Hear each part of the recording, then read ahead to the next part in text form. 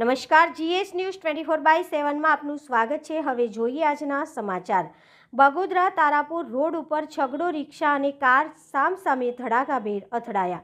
Bagodara Tarapur road ઉપર છગડો રિક્ષા અને car સામસામે ધડાકાભેર અથડાતા આ બનાવમાં છગડો રિક્ષા કાર સાથે ટકરાઈ ફંગોળાઈ ગઈ હતી અને જઈને રોડની સાઈડની બાજુમાં આવેલા ખેતરમાં ઉતરી જતા કારમાં આગ લાગી જતા ઘટના સ્થળે હાજર લોકોએ કાર ચાલક તથા કારમાં બેઠેલા તમામને બહાર કાઢી લેતા કોઈ જાનહાનિ થઈ ન હતી।